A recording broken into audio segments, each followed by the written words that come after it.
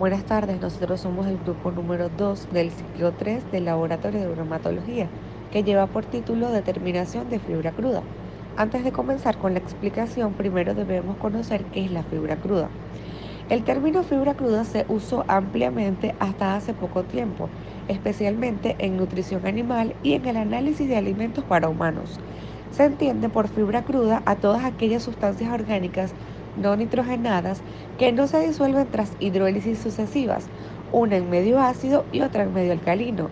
La fibra cruda se puede emplear habitualmente para evaluar la calidad de los alimentos de origen vegetal, partiendo de la premisa de que constituye su parte menos digerible.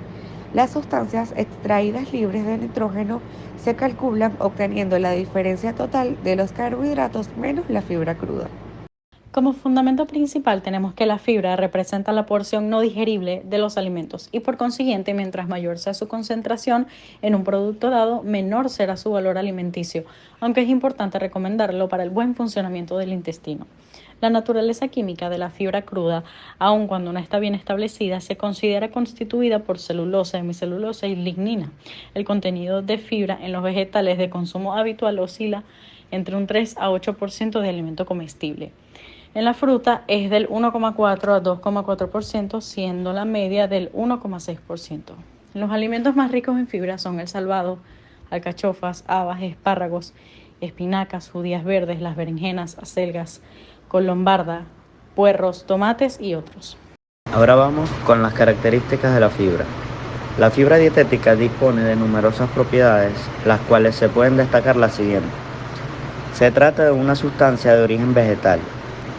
Forma un conjunto heterogéneo de moléculas complejas. No puede ser digerida por los fermentos y las enzimas del tracto digestivo. Puede ser fermentada parcialmente por las bacterias del colon. Tiene facultad osmótica. Contribuye a prevenir las enfermedades del corazón y el cáncer intestinal. Y por último, contribuye a aumentar el volumen del contenido intestinal y a facilitar algunas de las funciones digestivas cuando además se ingiere suficiente agua a lo largo del día. Los componentes de la fibra dietética pueden ser agrupados en 4 grandes grupos. Si se atiende a las características químicas de los mismos, en primer lugar tenemos los polisacáridos estructurales o polisacáridos no almidón, entre ellos la celulosa, polisacárido de 200 moléculas como mínimo de glucosa de cadena lineal, con uniones entre cadenas adyacentes formando microfibras características. En segundo lugar tenemos los polisacáridos no estructurales.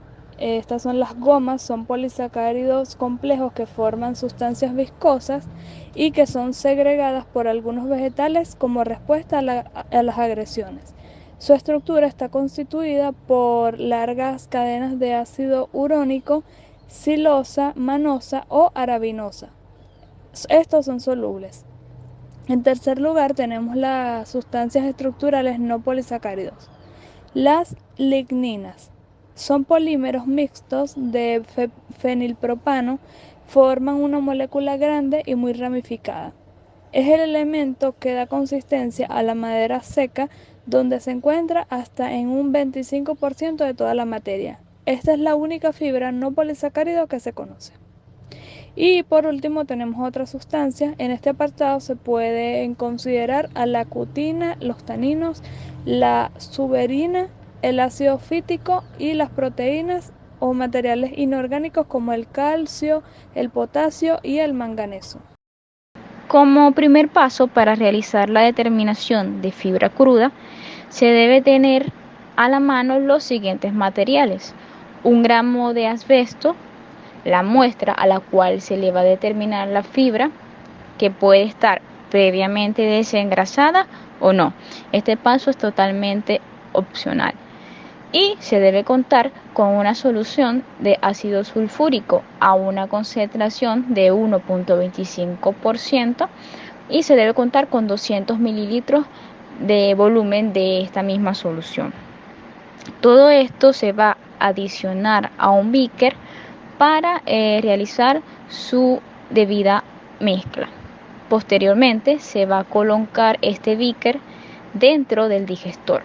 Cabe destacar que se debe tener cuidado al momento de colocar el beaker dentro de la máquina, para que al momento de ejercer presión no se vaya a romper el beaker. Se debe tener cuidado de que no se vaya a estrellar nuestro vaso de precipitado al momento en el que se le ejerce presión en el aparato. Este lo vamos a colocar durante un periodo de 30 minutos para que se haga la digestión respectiva. Una vez pasados estos 30 minutos, se retira nuevamente nuestro beaker o vaso de precipitado, teniendo precauciones de posibles quemaduras debido a su temperatura. Luego proseguimos con nuestro siguiente paso, que es la realización de filtrado al vacío, en el cual vamos a utilizar una tela de lino, debido a que por su composición química, que es totalmente sintética, no nos va a interferir con la determinación de la fibra cruda, en comparación a utilizar, por ejemplo, papel de filtro u otro material que pueda contener celulosa, y esto sí vaya a influir de manera negativa en nuestra determinación. Procedemos a la filtración al vacío. Esto se realiza agregando la muestra al embudo. Una vez agregada toda la muestra al embudo, posteriormente se le va a adicionar un poco de agua para luego utilizar una tira reactiva del pH. Una vez obtenida el filtrado completo, se le coloca la tira reactiva para así saber que ha llegado al pH neutro. Ya obteniendo el pH de 7, se le va a adicionar 25 ml de etanol. Esto, por ser un agente deshidratante, se va a favorecer que se seque más rápido la muestra cuando se introduzca a la estufa. Una vez que se ha observado que la muestra está totalmente seca, se procede a adicionar nuevamente en el vaso de Berzelius.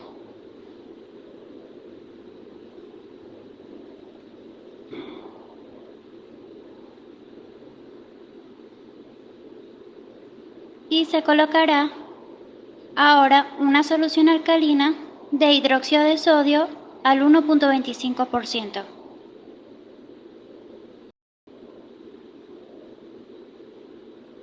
Y posteriormente se va a volver a colocar en el digestor por un periodo de 30 minutos. Basado este tiempo se volverá a realizar una filtración al vacío.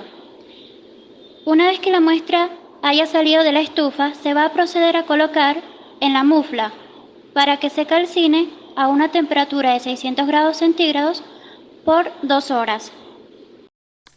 Para finalizar con el procedimiento, una vez que haya pasado el periodo determinado de tiempo que se ha estipulado anteriormente, se debe sacar el crisol de la mufla con la ayuda de unas pinzas metálicas y se procede a colocar el crisol en un desecador con el objetivo de enfriarlo. Una vez que se haya enfriado, se debe pesar el crisol con los residuos en el mismo, recordando que la pérdida de masa que ha sido calcinada es la representación de la fibra. El cálculo a realizar es el siguiente. El porcentaje de fibra cruda es igual a 100, que es multiplicado por el peso del crisol con residuo seco en gramos, menos el peso del crisol con las cenizas en gramos. Todo esto debe estar dividido entre el peso de la muestra en gramos. Podemos concluir diciendo que el método usado para la fibra cruda determina el contenido de fibra en la muestra después de ser digerida con solución de ácido sulfúrico e hidróxido de sodio y calcinado el residuo. La diferencia del peso después de la calcinación nos indica la cantidad de fibra presente. Este proceso trata de simular qué ocurre dentro del aparato digestivo. Se efectúa sometiendo la muestra a una digestión ácida, como ocurre en el estómago, y posteriormente una digestión en medio alcalino, como sucedería en el intestino delgado. Este análisis consiste en la pérdida de masa como resultado de la reducción a ceniza del residuo seco, que corresponde a la masa de fibra cruda.